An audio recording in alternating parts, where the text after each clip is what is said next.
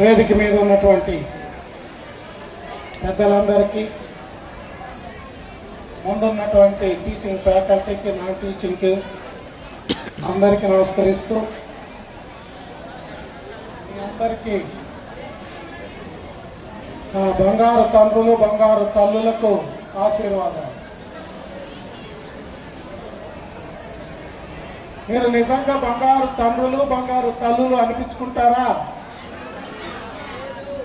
అనిపించుకోవాలంటే శ్రద్ధగా వినాలి పెద్దలు చెప్పిన మాటలు. ఈ కాలేజీ చరిత్రలో లెజెండరీ అంటే మిస్టర్ తిమ్మయ్య గారు. Legendary, this is Thimmaiah college, not GJC town అనేవాళ్ళు. ఈనాటికి ఆటో వాళ్ళని అడిగితే టౌన్ కాలేజ్ అంటే ఎవరు రారు, తిమ్మయ్య కాలేజ్ అంటేనే వస్తారు. ఎందుకు ఆ పేరు ప్రతిష్టలు వచ్చాయంటే ఆయన కూడా మీలాగా ఇలాంటి పేదరికం నుంచి వచ్చిన ఒక బీసీ అభ్యర్థి. కానీ తన ప్రతిభతోటి ఈ కాలేజీనే కాకుండా ప్రైవేట్ కాలేజీలను కూడా అద్భుతమైన రీతిలో ఇప్పటికీ నిర్వహిస్తూ కీర్తి ప్రతిష్టలు ఆర్జించినటువంటి తిమ్మయ్య గారు ఈ కాలేజీ ప్రిన్సిపల్గా, ఈ లెక్చరర్గా మొత్తం 15 ఏళ్ల పాటు సర్వీస్ చేశారు. ఆ రోజుల్లో ఆయన ఉన్న కాలంలో ఈ కాలేజీకి ఒక 4-5 స్టేట్ ర్యాంకులు తీసి పెట్టాలి, మెడికల్ కాలేజీలో ఒక 20 సీట్లు తీసి పెట్టాలి. అది ఆయన గొప్పతనం. ఎందుకని ఏంటంటే ఆయన కొట్టేవాడు, తిట్టేవాడు, చదువు చెప్పేవాడు. మీరు ఇట్లా తిరిగే అవకాశం అప్పుడు ఉండేది కాదు. చేతులు కట్టుకొని ఎక్కడోళ్ళక్కడ పిన్ డ్రాప్ సైలెన్స్ లో కూర్చోవాల్సి ఉంది, లేకపోతే వాతలు తేలుతాయి. ఆ రకమైన డిసిప్లిన్ తోటి ఆ ర్యాంకులు, ఆ రిజల్ట్స్ సాధించారు. కలెక్టర్ కూతురు కానీ, కలెక్టర్ కొడుకు కానీ, ఎంపీ కొడుకు కానీ, ఎమ్మెల్యే కొడుకు కానీ ఎవడున్నా కానీ ఆయన దగ్గరకు వచ్చి తల ఉంచుకొని, సార్ ఆ కొడుకుని గొప్ప చెప్పా, ఏం చేసుకుంటావు చేసుకో సార్ అని ఎంపీ చెప్పిపోయారు. అందుకనే ఈరోజు డాక్టర్లు, ఇంజనీర్లు, రాజకీయ నాయకులు అందరూ కూడా ఆయన చేతిలో వచ్చారు. ఇప్పుడున్న ఎంపీ నాగరాజు గారు, ఇప్పుడున్న మంత్రి భరత్ గారు ఈ కాలేజీ స్టూడెంట్స్ ఆయన చేతుల్లో మెలిగిన వాళ్ళు. అలాంటి చరిత్ర కలిగిన కాలేజీలో మీరు సీట్ సంపాదించి చదువుతున్నారంటే you are so lucky fellows. కానీ మీరు మీ పేదరికాన్ని, మీ తల్లిదండ్రుల కష్టాన్ని మర్చిపోయి వ్యవహరిస్తున్నారు. మీరు ఒక లక్ష్యంతో ఇక్కడికి చేరారు. నువ్వు ఇంజనీర్ కావాలా, డాక్టర్ కావాలా, పోలీసు కావాలా, ఏది కావాలనేది తర్వాత విషయం. ఒక లక్ష్యాన్ని మీరు మనసులో వేసుకొని ఇక్కడికి రావాలి. ఆ లక్ష్యంతో వచ్చిన లక్ష్య సాధన దిశగా వెళ్ళాలి. అలా వెళ్లకుండా ఇట్లా అల్లర్చిల్లరగా తిరుగుతూ చేస్తూ ఉంటే అది క్రమశిక్షణ కాదు, క్రమశిక్షణ రాహిత్యం. అంటే నువ్వు చెడిపోతున్నావు అని అర్థం. అలాంటి శిక్షణ ఇక్కడ ఇవ్వటానికి ఇంతమంది తయారై ఉంటే మీరేమో అలవోకగా జాలీగా కల్చరల్ ప్రోగ్రామ్స్ ఎప్పుడు వస్తాయా అని చూస్తున్నారు. ఈ కాలేజీకి ఒక అద్భుతమైన చరిత్ర ఉంది. నేను కూడా ఈ కాలేజీలో 7 ఏళ్ల పాటు ప్రిన్సిపల్ గా చేశా. ఈ కాలేజీలో మీలాంటి పిల్లలతో ఒక ఫిజికల్ హ్యాండిక్యాప్డ్ పిల్లవాడు స్టేట్ 6th ర్యాంక్ సాధించాడు 2017లో. ఇప్పటికిదే టాప్ మార్క్. ఇప్పటి వరకు కూడా ఎంత కష్టపడుతున్నారో మాకు తెలుసు. కూలీ నాలీకి పోయి మిమ్మల్ని ఈరోజు షాప్గా తయారు చేసి ఇక్కడ పంపడానికి వాళ్ళు ఎన్ని వందలు ఖర్చు పెట్టారో మాకు తెలుసు. కానీ మీరు అది మర్చిపోతున్నారు. ఇక్కడ ఈ స్టేజ్ మీద కూర్చున్న వాళ్ళందరూ కూడా మీలాంటి పేదరికం నుంచి వచ్చిన వాళ్ళే ఈరోజు ఈ స్థాయికి వచ్చారు. Why don't you? వివేకానందుడు అంటాడు, మీలో అనంతమైనటువంటి శక్తియుక్తులు ఉన్నాయి, అపారమైన తెలివితేటలు ఉన్నాయి, మీకు వయస్సు ఉంది, మీరు ఏమనుకుంటే చేయగలరు. We can do anything, you can do anything. మీరు చేయాలంటే చేయగల శక్తి ఉంది. పేదరికం మాత్రం అడ్డం కాదు. ఈరోజు ప్రభుత్వం మీకు ఏమి కావాలో అన్ని ఇస్తుంది. ఇప్పుడు భోజనంతో సహా అన్ని ఇస్తుంది.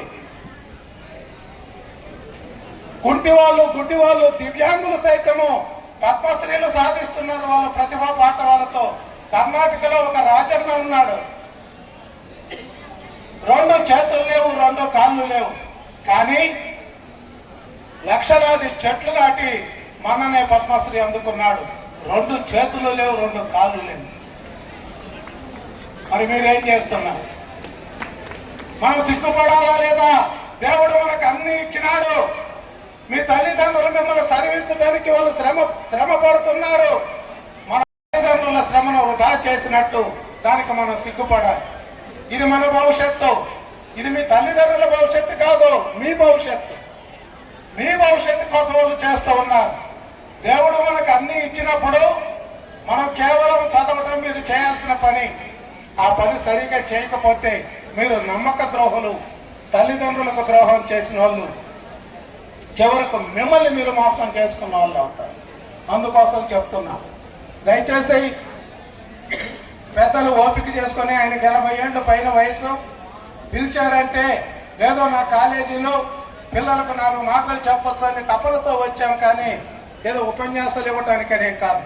మా కాలేజీ కాబట్టి, ఇది మా కాలేజీ. మేము రిటైర్ అయినా కూడా మా కాలేజీ కన్నా ఫ్రీ. కృష్ణారెడ్డి గారు కానీ, తిమ్మయ్య గారు కానీ, నేను కానీ, ఇది మా కాలేజీ అంటాం. ఎందుకంటే ఇక్కడ అంతో ఎంతో సేవ చేశాం. కొంతమంది నన్ను గెట్లు పడేశాం. మీలో వీళ్ళు చెప్పిన మాటలు విని కొంతమంది అయినా బాగుపడతారు. మీరందరూ కూడా ఆకాశం అంతా ఎత్తుకెదగాలని మేము ఆశిస్తున్నాం. మా పిల్లలు మాకు ఎదురై, సార్ నేను ఇంజనీరింగ్ సీట్ సంపాదించిన, నేను మెడికల్ సీట్ సంపాదించిన, నేను ఎస్ఐ అయినాను, నేను IRS అయినానని చెప్పి సంతోషంగా చెప్తే మీ తల్లిదండ్రుల కన్నా మేము ఎక్కువ సంతోషపడతాం. మా తృప్తి అది, టీచర్గా మా తృప్తి అది. అలాంటి తృప్తి కోసం మేము జీవిస్తూ ఉంటాం. మా పిల్లలు, నా కన్న పిల్లలు ఎంత ఎత్తుకి ఎదిగినా, ఎంత సాధించినా మీరు 10 మంది వచ్చి ఇంత బాగుపడ్డాం సార్ అంటే మాకు అంతకన్నా ఆనందం ఇంకొకటి లేదు. దయచేసి మీరు పిల్లలు ఎంజాయ్ చేసే సమయంలో ఎంజాయ్ చేయండి, ఆడండి, పాడండి, గెంతండి, ఏమన్నా చేయండి, కానీ చదువును మాత్రం నిర్లక్ష్యం చేయవద్దు. మీరు ఇంకెన్ని రోజులు ఉన్నాయి పరీక్షలు? గట్టిగా 1 వారం రోజులు ఉన్నాయి. 1 వారం రోజుల్లో మీరు 5-6 సబ్జెక్టులు రాయాలి. ఇవన్నీ గుర్తు చేసుకుంటూ ఎంజాయ్మెంట్ కాస్త ఈ 15 రోజులు పక్కన పెట్టి శ్రద్ధగా మీరు చదువు మీద దృష్టి పెట్టి చదివితే తప్పకుండా విజయం సాధిస్తారు.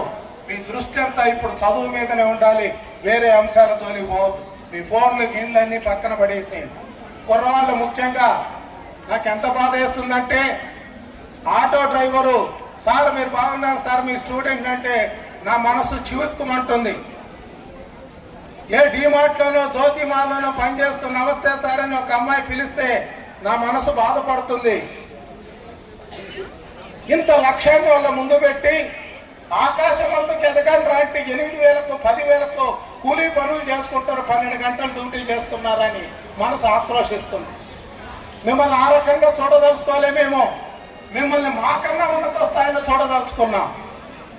ఆ దిశగా మీరు పయనించాలి. మీకు పయనించే వయసు ఉంది, కాళ్ళు చేతులు సక్రమంగా ఉన్నాయి, ప్రోత్సహించేందుకు మీ తల్లిదండ్రులు ఉన్నారు, అనేక మంది దాతలు ఉన్నారు, ప్రభుత్వం ఉంది. వాటిని ఉపయోగించుకోండి. వాటన్నింటినీ ఒక నిత్యంలాగా ఉపయోగించుకొని పైకి వెళ్తూ ఉండాలి. పేదరికం ఇప్పుడు అంటే పావర్టీ ఇదే పవర్ఫుల్ ఫోన్. పేదరికం అనేది ఒక శక్తివంతమైన వరం. అది ఎలా నడుచుకోవాలో, ఎలా నడవాలో, ఎలా బిహేవ్ చేయాలో ఇవన్నీ కూడా నేర్పుతుంది. పేదరికం నేను పేదవాడిని, నేను చదువు ఇవన్నీ మాటలకి చెప్పొద్దు. ఇక్కడ ఉన్న వాళ్ళందరూ పేదవాళ్ళే. ఇప్పుడున్న మీకు వసతులు ఆ రోజు మాకు లేవు, లేకపోతే ఇంకాస్త పైకి వెళ్తామేమో. కాబట్టి మై డియర్ చిల్డ్రన్, ఇందాక ముందన్నానే నా బంగారు తల్లులు, నా బంగారు తండ్రులు అని చెప్పేసి ఆ రకమైనటువంటి ప్రతిష్ట కోసం, పేరు కోసం, మంచితనం కోసము మీ లక్ష్య సాధన దిశగా ముందుకు వెళ్తూ మీ తల్లిదండ్రులకు, మీ ఊరికి, ఈ కళాశాలకు ఉన్నతమైన పేరు తేవాలని ఆశీర్వదిస్తూ సెలవు తీసుకుంటున్నాను. నెక్స్ట్ ఇప్పుడు మహబూబ్ బాషా డిఎస్పీ సార్ గారు ప్రసంగిస్తారు.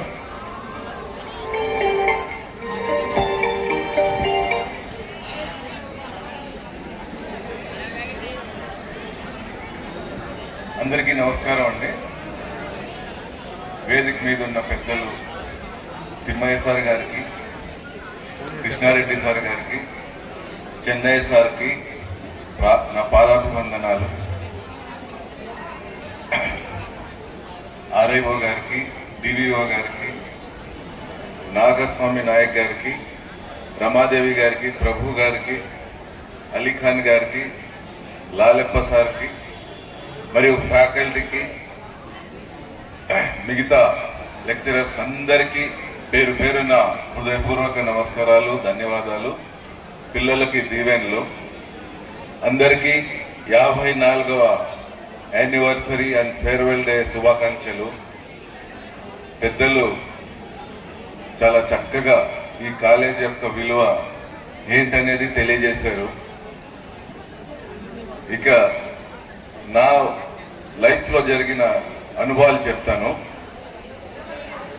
ఇందాక ఇక్కడికి వచ్చినప్పుడు ఇంకొక అరగంట లేట్ అవుతుంది అంటే గ్రంథాలయ సెంట్రల్ లైబ్రరీకి వెళ్ళాను. ఎంతమంది